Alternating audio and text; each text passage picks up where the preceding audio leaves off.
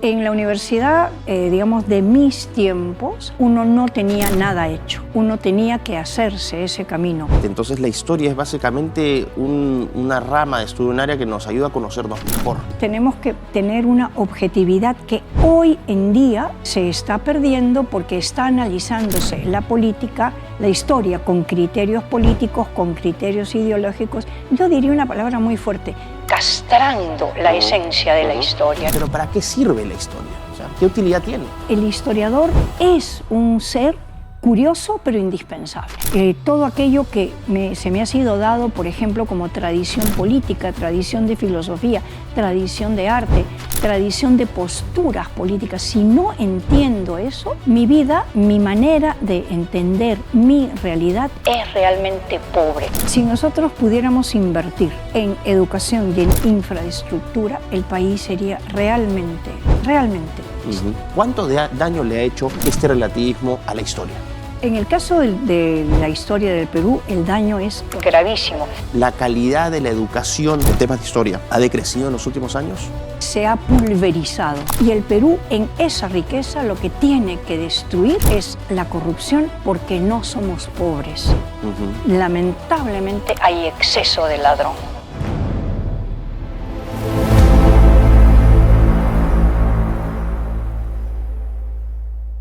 Queridos amigos, ¿cómo están? Soy Miklos Lucas y quiero darles la bienvenida a una nueva edición de Piensa Más, tu programa favorito, aquí en Betel.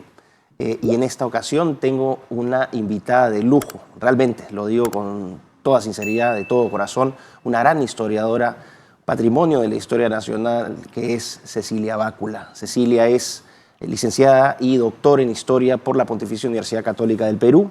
Ha sido es profesora en la Pontificia Universidad Católica del Perú, exdirectora del Instituto Nacional de Cultura, exdirectora del Museo del Banco Central de Reserva, ha ejercido cargos también en organismos internacionales como la UNESCO. Y Ceci, realmente es un honor y un placer tenerte aquí. Y no lo he hecho, no he hecho esta introducción con un ánimo de, vamos a decir, de grandilocuente, sino que realmente siento que hay pocos historiadores e historiadoras en este país que tienen tus pergaminos y tu impacto. Así que gracias por estar presente en este programa. Gracias, Miklos. Para mí también de verdad es un encanto. Ya habíamos estado postergando esta posibilidad de reunirnos y me encanta llegar al público al que tú llegas, que es un público, no digo selecto en el sentido, digamos, vulgar de la palabra, sino selecto en el sentido más cordial que puede utilizar el término. Es un público selecto porque es un público ávido de conocimiento. Y el conocimiento, aquel que lo busca, eso no tiene ningún tipo de restricción. Cualquier persona que tenga ganas de aprender es bienvenida aquí en Piensa Más. Ese es el propósito de este programa. Y en esta ocasión vamos a tocar un tema que está presente con nosotros constantemente, que mucha gente a veces ni siquiera le presta atención, pero define nuestras vidas, define lo que hacemos, define cómo vemos el pasado, cómo proyectamos el futuro, que es tu especialidad, la historia. Y partiría entonces con una pregunta que plantea un historiador, ¿no?, británico muy importante, Edward Hewlett Carr, que publica en 1961 un libro que es un texto clásico en la historia, que es What is History? ¿Qué es la historia? Y quiero empezar con esta pregunta: ¿qué es la historia?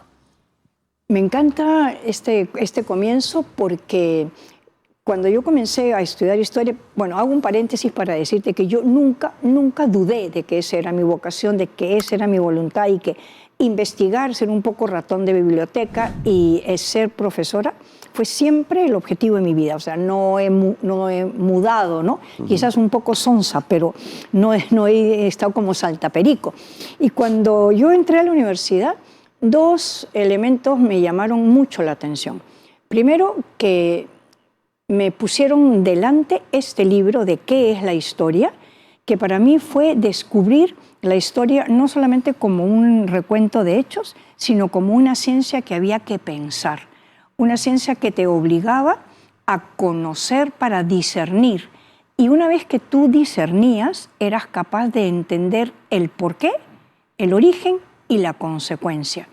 Y yo también he estado siempre orientada a la historia del Perú, salvo en los temas que te contaré luego de historia del arte.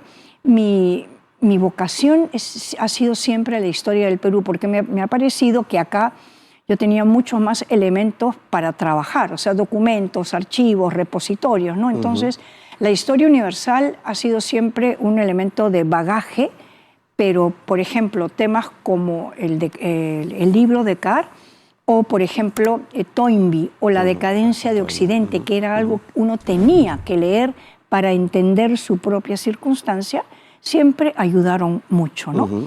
En la universidad, digamos, de mis tiempos, uno no tenía nada hecho. Uno tenía que hacerse ese camino. Te cuento solamente para que la gente pueda entender que cuando yo llevé el primer curso de Historia de Edad Media, un profesor nos dijo, bueno, para mañana tendrán ustedes la regla de San Benito. Entonces yo fui a mi casa y pregunté, papá, un padre muy culto, le digo, papá, ¿qué es la regla de San Benito? Yo me imaginaba, no sé, pues no, una regla. Y lo que quiero que el público entienda es que nosotros somos de una generación en donde tenía que armarse el camino. Ahora yo veo en mis alumnos que piden la fotocopia, que no se les ha comentado, no se les ha inducido al placer del libro en físico, de descubrir el libro en el anaquel. Y entonces esa formación, ese amor por la búsqueda es lo que yo siempre quiero transmitir a mis alumnos.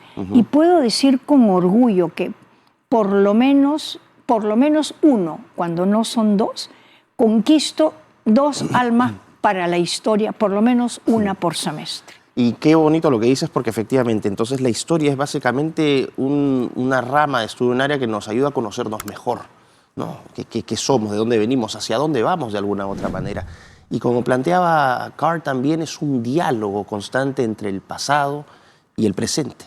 Sí, es un diálogo, y es un diálogo crítico. Claro, porque el historiador no puede dejar de ser él mismo. O sea, yo veo los hechos con mi mentalidad, desde mi perspectiva, y entonces tenemos que tener una objetividad que hoy en día se está perdiendo porque está analizándose la política, la historia, con criterios políticos, con criterios ideológicos, y de alguna manera vamos, digamos, amputando, yo diría una palabra muy fuerte, castrando la esencia de la historia, ¿no? Vamos a incorporar algunos autores aquí también en este diálogo. Has hecho referencia a cuestiones de sesgo, a la imposibilidad de la objetividad, que para algunos historiadores eso tampoco es cierto, porque hay historiadores que piensan que la objetividad histórica es 100% posible, cosa que yo discrepo abiertamente con esta hipótesis, ¿no?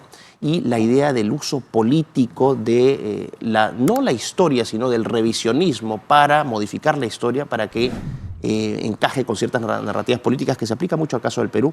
Es una visión de, por ejemplo, de Margaret Macmillan, una historiadora canadiense que ha trabajado esto, pero no nos vamos a adelantar. Quiero seguir un poquito con el concepto de lo que es la historia. Tú decías entonces que es un trabajo de reflexión, de crítica, donde hay un sesgo inevitable, que ese sesgo no implica entonces que se pueda aspirar a una objetividad, el trabajo que se hace en archivos, el tacto del libro, ¿no?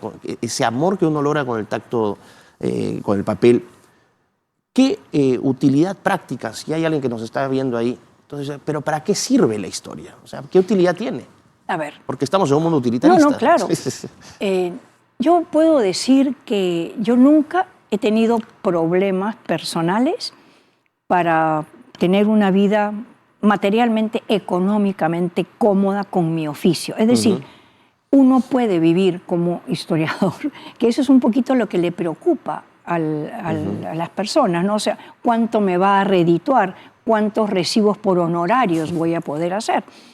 Pero en realidad el historiador tiene mucho campo de acción, porque no es solamente la docencia, es la docencia y la investigación, es la docencia, la investigación y la publicación. O sea, el historiador es un ser curioso pero indispensable. No es una persona de la que uno puede prescindir. ¿Por qué? Porque si nosotros no somos capaces de entendernos en el contexto de lo que he asumido como herencia, en materia de conocimiento, en materia de pensamiento, de materia, monumentos, literatura, todo aquello que se me ha sido dado, por ejemplo, como tradición política, tradición de filosofía, tradición de arte, tradición de posturas políticas. Si no entiendo eso, y eso me lo da un historiador, mi vida, mi manera de entender mi realidad es realmente pobre. Y en este momento creo yo que el Perú necesita afianzar sus raíces en su multiculturalidad, pero en una esencia única. Y eso solo lo puede dar la historia. Entonces sí hay una... O sea, lo que señalaba al principio, la historia finalmente está presente constantemente en nuestras vidas, aunque a veces no la podamos tocar o percibir, pero es un elemento clave de identidad nacional, de cohesión, ojalá que llegáramos a eso, de, vamos a decir, un repositorio de lecciones. Mira, yo tengo una postura y una visión bastante positiva de este país, ¿no? Es raro, pero porque uno ve el periódico, ve las noticias y de verdad quisieras cerrar eso. Pero somos un país muy joven, 200 y un poquito años es nada cuando tú lo mides frente a civilizaciones que han pasado por picos de crecimiento y por honduras de crisis, ¿no? Y entonces, este es un país joven, sino que nosotros estamos en este momento inmersos realmente en un torbellino y creemos que no hay salida. Claro que hay salida. Este país es un país extraordinario y poco a poco los que tenemos la posibilidad de pensar hay que transmitir ese pensamiento no con ánimo de convencer, porque eso sería una ideología impuesta.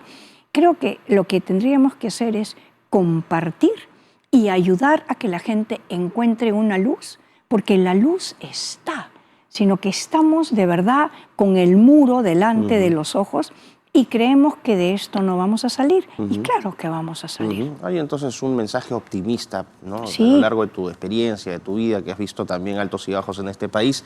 Hemos salido incluso de cosas peores, aunque la gente joven no lo crea, ¿no? La década de los 80, los 90. Hemos estado recordando antes de ayer el horror de Tarata. Tarata, ¿no? efectivamente. Donde de verdad nosotros no salíamos de nuestras casas. Y ahora tenemos muchos logros. Es más, hay mucho logro a nivel técnico, tecnológico, que está asociado quizás solamente en la generación más joven a la diversión o a la facilidad de un acceso al conocimiento no pensado, no procesado, pero es un tema de educación. Si nosotros pudiéramos invertir en educación y en infraestructura, el país sería realmente distinto. Bueno, y vamos a ir entonces, a pesar de vamos a ir tomando este mensaje optimista, creo que es importante, pero vamos a estudiar un poquito las causas de qué nos ha llevado un poco a esta desazón, a esta desesperanza, desde la perspectiva de la historia como disciplina de estudio. Y quiero traer a otro autor que es importante, es Richard John Evans, que es un historiador. Yo digo, yo no soy historiador de profesión, pero me encanta la historia, la he leído durante muchos años. Tengo varios libros de diferentes temas. Y uno de estos autores es Richard Evans, pero el texto que voy a mencionar no es un texto que uno leería habitualmente como fan de historia, que es In Defense of History, ¿no? En defensa de la historia. Básicamente es una crítica, ¿no?, al oficio del historiador, donde Evans señala que, a pesar de la subjetividad que tú mencionabas, es un deber del historiador tratar de aspirar, ¿no?, a la precisión de las fuentes originales. Yo no soy muy amiga de Evans. ¿Por qué? Porque si nosotros seguimos su planteamiento, haríamos solamente una historia lineal, o sea, dónde comienza y dónde termina. Yo soy mucho más amante de Spengler, que de verdad, bueno, él es el que genera toda esta corriente de la historiografía francesa, donde nos hace entender que la historia es una construcción de ciclos, pequeños, grandes, medianos o muy grandes ciclos, ¿no? El gran ciclo está formado por pequeños ciclos que se concatenan entre sí. Entonces, esto me permite regresar a lo que te decía. Nosotros estamos en un círculo que pareciera perverso, en un ciclo, perdón, perverso, pero hemos llegado ya a lo máximo quizás de la crisis. Eso tiene que decrecer. La historia es cíclica. La historia es cíclica. Y entonces, si yo sigo a Evans, hago una historia lineal que solamente me aporta el dato ordenado, pero no me permite estructurar o aprovechar todos esos elementos para construir, digamos, el pastel que quiero mostrar. Y aquí hay una lección que podrían sacar las personas mientras van viendo este programa, es que no hay consenso en los historiadores. No. Hay diferentes perspectivas, diferentes metodologías. La historia no es una ciencia exacta. No. Eso es lo importante. Pero sí podemos rescatar de Evans esta crítica que él hace al relativismo. Ahí creo que estamos de acuerdo con ahí Evans. Estamos totalmente donde de acuerdo. Evans critica este revisionismo histórico, que es básicamente reinterpretar la historia según sesgos cognitivos e ideológicos actuales. Entonces, por ejemplo, ahora todos los filósofos griegos eran gay, ¿no? Lo ven en Netflix, ahora todos los pintores italianos eran gay, todas los generales de los ejércitos de Roma eran mujeres, habían senadores negros. Esto yo lo he visto en documentales de la BBC, ojo, donde hay senadores negros. Esa es una imprecisión histórica, pero a lo que voy es esta idea del sesgo, ¿no? Del revisionismo y del relativismo en la historia. ¿Cuánto daño le ha hecho este relativismo a la historia? En el caso de la historia del Perú, el daño es gravísimo, porque ese daño que se ha ido metiendo en la poca formación que tienen lamentablemente los maestros y en la poca información que reciben los alumnos, como a lo que tienen acceso es a ese tipo de documental, a ese proceso, a ese conocimiento ya procesado, ya empaquetado, ¿no es verdad? Y no hay búsqueda. Entonces se quedan, digamos, enganchados con esas ideas. Y dentro de lo que es la ideología actual, es muy fácil asumir, ¿no es verdad?, que Julio César, pues, era un gay, ¿no es verdad? O sea, ya está, listo. Y esto es importante porque refleja de alguna manera, o sea, podríamos decir, o podrías tú decir sobre la base de tu experiencia académica, que la calidad de la educación en temas de historia ha decrecido en los últimos años. Se ha pulverizado. ¿A ese nivel? A ese nivel. Mira, yo enseño en la universidad hace muchos años y a mí me gusta el mundo de los cachimbos. Los que son los primerizos en el los Perú. Que recién ingresan o los que están en los primeros ciclos, por un tema de que llegan con una apertura y además creen en lo que el profesor le dice. Al tercer ciclo ya no te hacen caso, ¿no es verdad? Pero es como una esponja. Yo los veo porque les hablo de temas que les son totalmente ajenos, como por ejemplo una catedral gótica, ¿no? Y al final terminan apasionados. Entonces, eso es lo que me permite a mí ir metiendo verdades, no ideologías, verdades. ¿No y eso es una pregunta cortita. ¿Existen verdades objetivas en la historia? Yo creo que sí. Por ejemplo, porque es un punto de contención también. No, claro. Pero, por ejemplo, el poder en el sentido no material, sino de organización, de aporte de la Iglesia y Occidente en la construcción de nuestra cultura es innegable. Okay. Eso es una verdad objetiva. Claro, ¿no? O sea, es innegable. Exacto. Lo que podría modificarse son los márgenes que absolutamente, ¿no? Pero, por ejemplo, ahora que hablábamos de esta visión de la ideología, hay un libro que a mí me ha gustado muchísimo, que además lo leí en el sitio, ¿no? Que es Memorias de Adriano, de Margarita de Yourcenar, ¿no? Y ella presenta una imagen del emperador Adriano desde la perspectiva de Adriano, ¿no? Y Adriano se describe con mucho dolor, porque además era un hombre muy feo, muy horrible, muy obeso, Fue en fin, uno de ¿no? los grandes emperadores. Pero uno de los grandes emperadores. Y Margarita de Yourcenar, que escribe en la Vila Adriano, no le quita ni lo mejora. Le permite a él, con documentos, testimonios, lo que sea, hacer su propia imagen.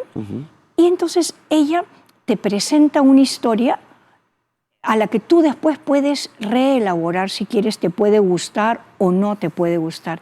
Pero la historia necesita decir la verdad, no interpretar la verdad, decir la verdad. O sea, a ver, la independencia del Perú fue así, así, así.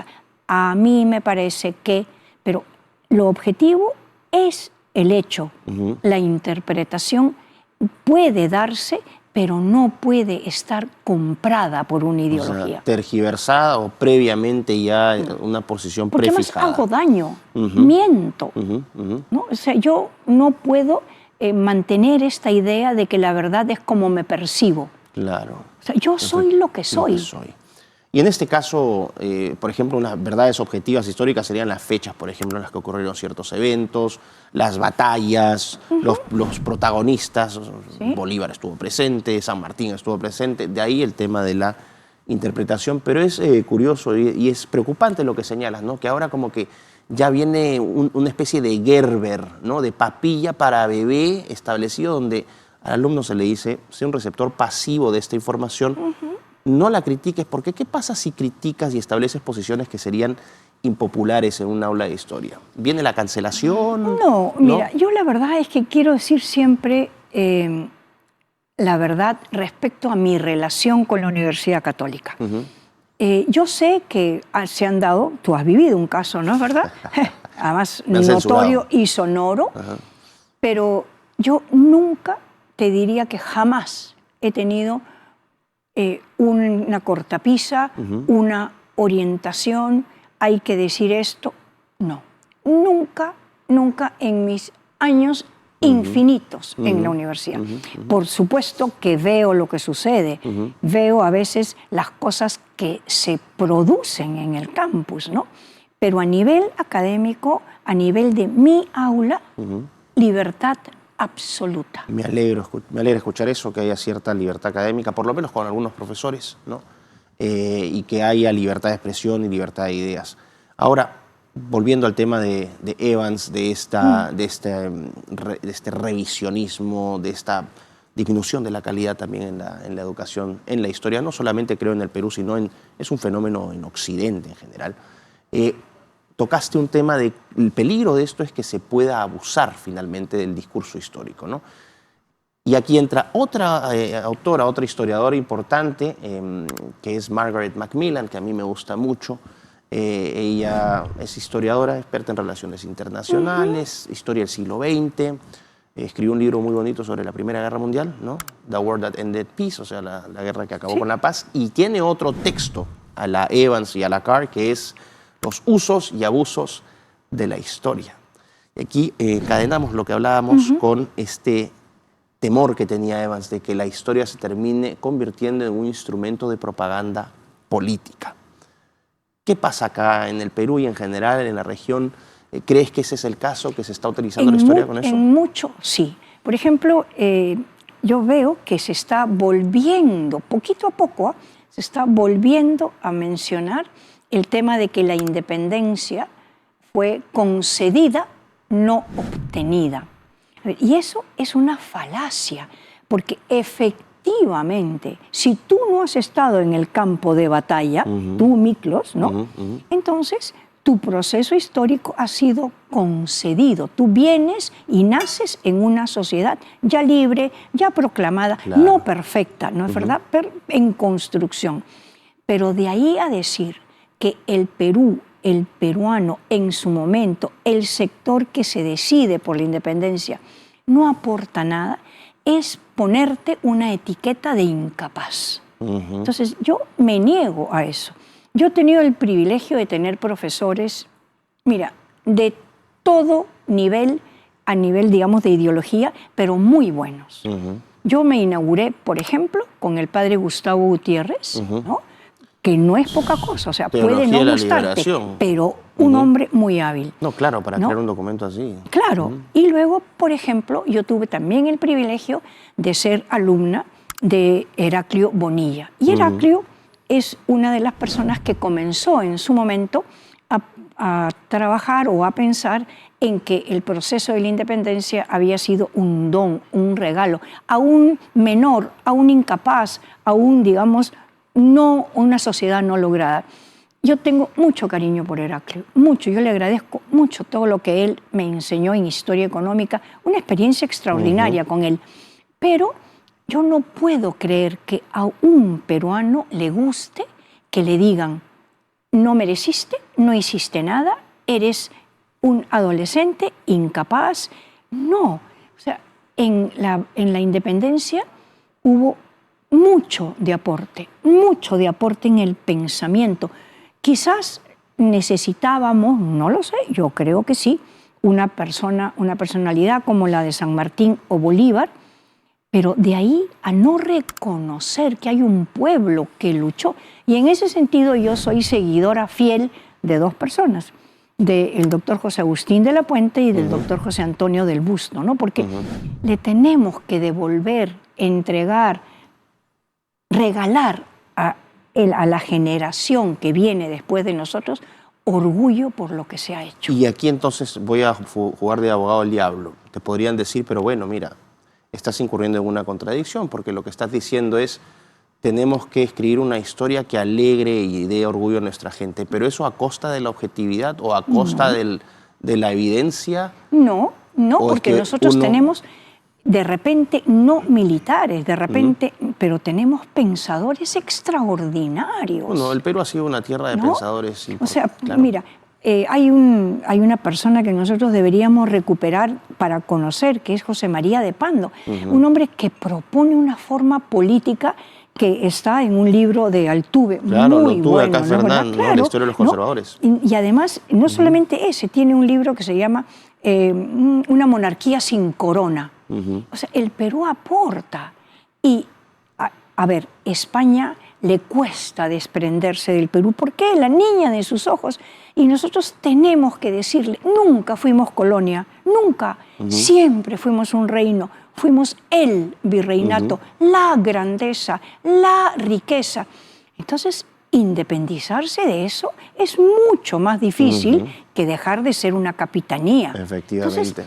Entonces, hay mucho para sentirse orgulloso. Entonces, queda claro que no es solamente un ejercicio de elevar espíritu, sino que hay evidencia y hay, vamos a decir, fuentes primarias, secundarias que respaldan abundantemente esta posición.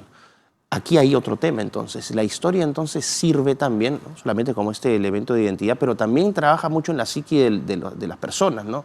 ¿Qué actitud tiene una persona con respecto a su país? O sea, se puede hablar de países que tienen una mentalidad ganadora, de países con gente de mentalidad perdedora o pesimista. ¿Tú dónde ubicas al Perú en este sentido? Con un sentido crítico duro. En una actitud malamente pasiva. Que me parece muy peligrosa. O sea, hay una anomia social. Y como nos duele la realidad, es mejor no verla y seguir la corriente. Pero habemos muchos que queremos dar la batalla por la verdad. O sea, yo no quiero imponer nada, solamente no quiero quedarme callada ante lo que yo creo que es la necesidad de mi país. Sentirse orgulloso de lo que tiene. ¿Y sabes qué creo que es? Y lo que te voy a decir es políticamente muy incorrecto. Por favor, estás en el canal correcto. Pero creo que yo tengo la necesidad de ser agradecida con este país, ¿no? Un país que acogió a mis abuelos y por eso yo fui educada en la necesidad de conocer, de respetar, de agradecer, de querer, de conocer, de identificarme. Y quizás el peruano sabe que tiene tanto, sabe que es tan rico, que cree que no necesita ni conocer, ni custodiar, ni proteger, ¿no? Y entonces tenemos casos desgraciados, como por ejemplo la destrucción del patrimonio, el maltrato que se le está haciendo a Ruth Shadi por la defensa que hace de Caral, ¿no? Entonces, y aquí le expresamos nuestra solidaridad. Queremos, no nos miramos en el espejo del Perú. Yo que no tuve ese espejo 2 generaciones atrás, me aferro a eso, ¿no? No, espectacular. Hay casos, mencionaste por ejemplo la leyenda negra. Aquí hemos tenido a Rafael Aita, un programa que ha sido espectacular, ¿no? Nos ha ido muy bien. Yo soy su fan, ¿no? Fan pleno de Rafael. Una historiadora profesional respaldando mira, a Rafael. Y además lo he respaldado mucho. Porque nos censuraron de San Marcos, había. Pero además, censurando. A ver, la sartén le dice al mango, ¿no? O sea, la cuna de la libertad, cuatricentenaria Casa de la Libertad, ¿permite censurar? Han sido 4 gatos. Han sido 4 gatos que se roban la representación de todos los estudiantes. Bueno, qué lamentable por las autoridades, ¿no? Así es. Pero en ese sentido tengo que decir que mi universidad, la Católica, termina siendo menos apretada o ahogada por 4 gatos, quizás por más gatos, pero no por 4, ¿no? Pero yo tengo mucha fe en el trabajo de Rafael. He tenido el placer de presentar su novela Pachacútec y la defendí porque él trabaja temas históricos para construir una novela. Y por eso estoy feliz de haberla defendido públicamente, porque yo pienso que un ingeniero ha sido conquistado para la historia. ¿Qué más logro de que la historia es una necesidad? No, qué bueno. Sí tengo que hacer una aclaración, Ceci. Las autoridades de San Marcos se comunicaron conmigo dándome un respaldo. Estamos viendo alternativas, así que gracias, ¿no?, a las autoridades de San Marcos qué bien, por este qué apoyo. Bonito, No, qué que ya bonito. está bueno que ya se ponga Además, freno. a la rectora yo le tengo Exacto. mucho cariño. Y de verdad quizás estas cosas pasan sin que las autoridades, realmente las autoridades lo sepan. Y otra cosa, Ceci, creo que San Marcos es la casa de todos los peruanos. Totalmente. Punto. No es el refugio de 4 o 5 radicales marginales que creen ser dueños de la verdad. Que critican ciertamente, ¿no? Critican que Rafael sea ingeniero. ¿Cómo un ingeniero va a hablar de historia? ¿Cómo un veterinario va a hablar de política? Y honestamente revisas los perfiles de estos sujetos y les puedes decir, tráeme un jugo y cierra la puerta por fuera. Pero bueno, eso entre ellos se Además, celebra. Rafael está haciendo una maestría, está haciendo una tesis preciosa. Es tratar de desacreditar el trabajo, pero aquí seguimos avanzando y aquí seguimos haciendo docencia desde Betel con la gran Ceci Bácula. Vamos a retomar el diálogo, Ceci, entonces con lo que nos toca, que es la historia, y vamos a ir a un tercer historiador importante en esta conversación. No, ya sería el cuarto ya. John Lukács es un historiador húngaro. Me preguntaba Ceci si tiene parentesco conmigo. No lo sé, voy a averiguar. Fue un gran historiador húngaro que hizo carrera en los Estados Unidos, vivió de cerca un campo de concentración, eso marcó mucho su vida. Y vamos a esta idea de la actitud que tiene una persona, ¿no?, con su bagaje histórico. Lukács desarrolla un concepto muy importante que es la conciencia histórica. Básicamente dice que la historia no es solamente una cuestión pasiva, sino que es un elemento que define nuestra identidad como individuos y como sociedad. ¿Cuál es la conciencia histórica del Perú? Si te dijeran, viene un extranjero y te dice, ¿cuál es la conciencia histórica del peruano? A ver, yo creo que hay una real y una imaginada. La imaginada es que somos el ombligo del mundo y que somos incas. Eso es imaginado, ¿no?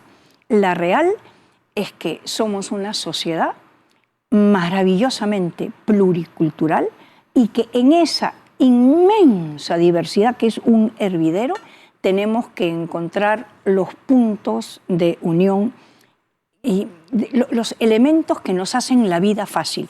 Y aquí yo quiero, la verdad es que hago un salto cronológico y geográfico inmenso, pero cuando uno trata de entender cómo es que se organiza la antigua Grecia en el sistema de las polis, hay una frase que supuestamente está atribuida a Sócrates, que dice que los griegos son como ranas que croan en paz en un mismo charco. Y parece grotesco, ranas que croan. Entonces yo digo, ¿por qué nosotros no podemos ser personas que croan armoniosamente en un universo que nos pertenece a todos? Y cada tipo de rana, según Sócrates, croa a su ritmo, construye y hace puentes de unión. El texto es en el Fedón, es una maravilla. Entonces, si ellos fueron capaces de pensar en la diversidad de su origen, porque el heleno es una construcción, ¿no es verdad?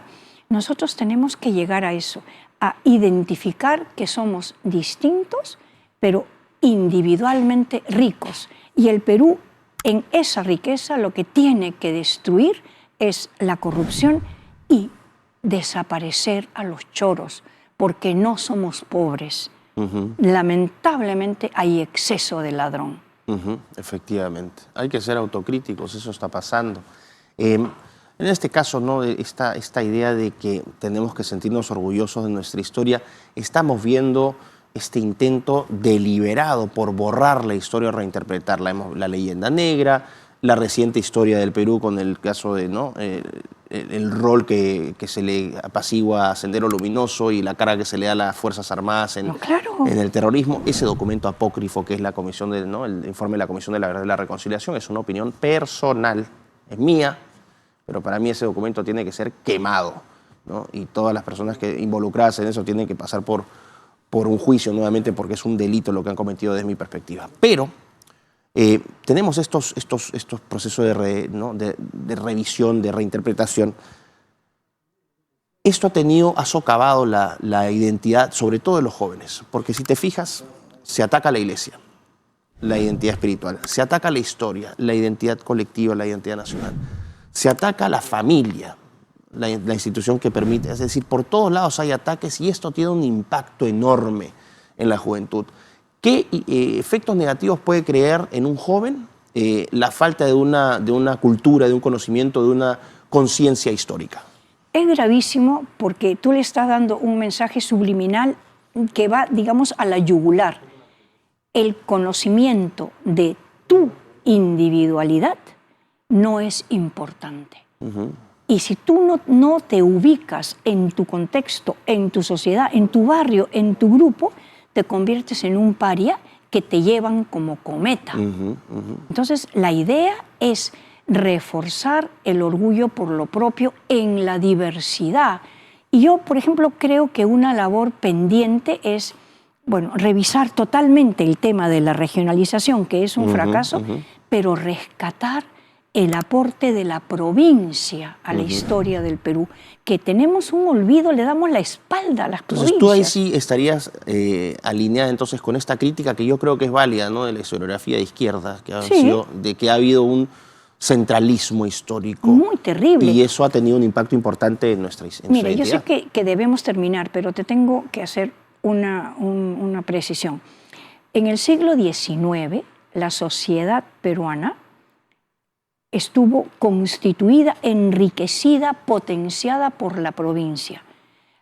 A ver, los pensadores, los artistas, los constructores, los médicos, los historiadores, los filósofos, los políticos, en un 90% eran de provincia. El nombre que tú quieras era de provincia. Lima se ha tragado a la provincia, la ha hecho venir para vivir con indignidad, porque lo que nosotros vemos como condiciones de vida fuera de nuestro casco urbano chiquitito no es digno. Y la provincia está empobrecida. Entonces, hay que recuperar la posibilidad de que la gente sienta necesidad digna de volver a su tierra. Ahora, ya entrando ya a la parte final de la conversación, un comentario con respecto a esta situación actual donde vamos a decir, se degrada lo viejo, se venera lo nuevo. Ahora se habla mucho de innovación, de cambio. Todo el mundo está obsesionado con la novedad y ha dejado de lado el pasado, ¿no? Es como que todo lo viejo está malo. Todo lo que pasó antes estuvo mal, este sentido de culpa y de carga. Y surgen autores, por ejemplo, como este historiador judío israelí gay que es Yuval Noah Harari, que vende de envidia. Artificialmente lo han promocionado, hay que decirlo. Pero Harari ha acuñado una frasecita que ayuda a este proceso de estupidización, creo yo. Él es un historiador del futuro. ¿Qué opinión te merece una frase de esa naturaleza? Es que es como ser, pues, ¿no? Químico, no sé, o sea, como no sé, no te lo puedo explicar porque de verdad es una contradicción, es como hacer sólido el vaso de agua, o sea, claro, no hay forma. Ahora, él se vende bien porque es estructurado, o sea, es estructurado, pero tú no puedes hacer no puedes partir de una contradicción para definir una labor. La historia necesita de lo que ya está hecho. O sea, necesita de cierta manera alguna certeza. Claro, o sea, tú no puedes hacer historia de lo que no hay. Y la historia tiene una necesidad que es la perspectiva. O sea, tiene que haber un tiempo contexto y perspectiva para analizar. Por eso es que yo tengo esperanza de que este ciclo nefasto de verdad está llegando al fin, porque hay muchas manifestaciones que nos hablan de resurgir. Y ahora ya cerrando con respecto a la historia, si le hablas a los jóvenes y les dices por qué tendrían que estudiar historia, por qué la historia es interesante, qué ramas más o menos tienen la historia, y al final te voy a hacer una pregunta sobre tu rama particular, pero ¿cómo te diriges a los jóvenes? La verdad es que yo trato de que ellos, a ver, no es que me vean bonita, sino que me vean contenta con lo que hago, ¿no? O sea, para mí, se ve. investigar, la docencia, es lo que más me gusta hacer. Entonces yo entro contenta a clase, de verdad entro contenta a clase. Y quiero que estos alumnos se den cuenta, primero, que es un privilegio en este país hacer lo que te gusta, ¿no es verdad? Y debes hacerlo bien. Yo creo que lo hago bien.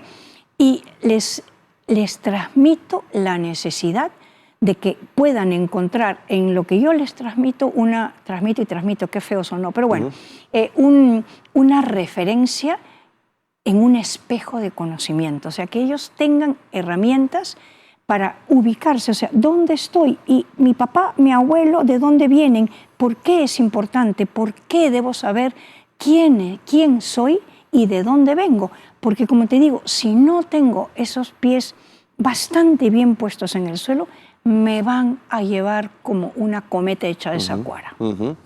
Entonces aquí podríamos hablar de la necesidad, vamos a decir, de descubrir quiénes somos a través de la historia. La historia nos ayuda. Es hermoso descubrir lo positivo y lo negativo, porque nada es una línea recta, ¿no es verdad? Efectivamente. Dentro de la rama de la historia que están disponibles, podrías hablar de historia regionales, historia universal.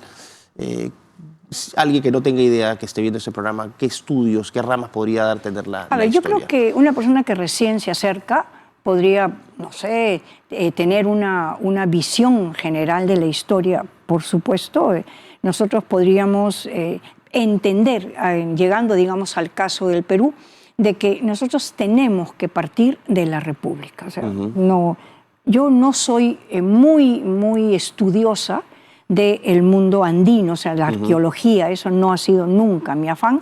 A mí me gusta mucho del proceso de formación de la sociedad peruana, el siglo XIX concretamente, y es muy fácil porque es muy poco tiempo. O sea, 200 años no es nada. En una revisadita, tú llegas a Toledo y te das cuenta que España aportó mucho y que América, a través del Perú, enriqueció el mundo. O sea, nosotros salvamos de la muerte a la humanidad con productos nuestros. La papa. O sea, entre otras, ¿no? ¿Qué otros productos podrías mencionar? A ver, mira, nosotros podríamos, por ejemplo, el cacao, el café, las especies, no solamente el maíz y sus variedades extraordinarias, ¿no? O sea, aquí nosotros permitimos y acogimos a gente que vino, se enriquece y nos enriquece. Y es absolutamente nefasto pensar que podemos crear una visión de nosotros sin la participación de Europa. Se crea una especie de juego de suma cero, ¿no? Claro. Unos ganaron y los otros perdieron. Y en ese sentido, Del Busto lo dice precioso, ¿no? No somos ni vencedores ni vencidos. Somos peruanos. Es una síntesis, la síntesis de peruanía de Víctor de Belaúnde. Vamos a entrar ya con la parte final, la parte de historia del arte, que es otra rama importante de la historia, que es a lo que tú ahora te dedicas también en términos de docencia. En parte sí. Y que acá en el Perú, lamentablemente, cuando uno habla de historia del arte, es como que no es muy relevante. La gente no lo toma en consideración. ¿Qué tienes tú que decir para rescatar y poner en su lugar a la historia del arte? ¿Por qué es importante? Porque cuando tú abres los ojos a tu realidad y comienzas a mirar y no solamente a ver, ¿no? Encuentras la huella de la creatividad, de la excelencia, de la voluntad, del esfuerzo. y de la concreción de ideas, ¿no? Yo la verdad es que hace años ya que me dedico a la historia del arte y he aprendido, no sé si a transmitir, pero a querer transmitir la posibilidad de enseñar a dialogar. O sea, ¿qué te dice? ¿Qué le sacas? ¿Qué le preguntas? ¿Por qué es importante? ¿Por qué tú tienes que pararte delante de la catedral del Duomo de Milán y hacer que te tiemble el cuerpo de emoción? Y no es sensiblería, es que realmente la civilización se ha expresado en pensamiento, en actos, por supuesto, pero en obras de arte. En arte, ¿no? efectivamente, y uno cuando viaja por ciudades puede determinar el estilo del arte que tiene, Claro. cómo ese arte también refleja la mentalidad de la gente, su visión de la vida en general. El caso, por ejemplo, Europa, ¿no? Lo que era la Europa medieval, con estas catedrales hermosas. Ahora la arquitectura es la arquitectura del metal y el vidrio, todo estandarizado, ya nada es típico. Pero tú sabes que a mí eso no me molesta porque A me mí permite... sí, a mí no me gusta. No es que me guste, Ajá. pero no me molesta. ¿Por qué? Porque lo uso como puente. O sea, esto no te habla, esto otro te dice, es tuyo, es parte de tu civilización. Tienes que entender que para llegar a esto que tú comprendes como moderno, tienes que haber entendido, apreciado, valorado, defendido eso que es parte de tu civilización occidental. Perfecto. Bueno, Ceci, sé que estás en ciertos apuros. solamente ya para ir cerrando el programa, algún mensaje que le quieras dar a la gente joven, a los peruanos, a la gente de afuera, porque nos ve mucha gente del extranjero. Mira tú. Solamente para que te des una idea, la gente que esté viendo Piensa Más, las entrevistas que hemos tenido, algunas han superado 130.000 vistas, 110.000 vistas. Qué bien, qué y las bien. de corte histórico han sido las que han tenido mucho éxito, así que yo creo que esta va por ese camino. Pero Ceci, de todas maneras, un mensaje de cierre optimista, reivindicando la historia, lo que quieras. Mira, solamente decir que la historia es un oficio necesario, que es un oficio hermoso, que hay cabida para todas las voluntades y que si no, de verdad, si no descubrimos quiénes somos, corremos el riesgo de no poder entender la razón de ser en el momento en que nos toca vivir. Bueno, muchísimas gracias, Ceci. Gracias ha sido a un ti. placer Gracias, tenerte Miklos. aquí. Gracias a ustedes en esta edición un poquito más breve de Piensa Más, pero espero que sea de provecho y ya nos veremos en una próxima ocasión. Un fuerte abrazo aquí desde Betel.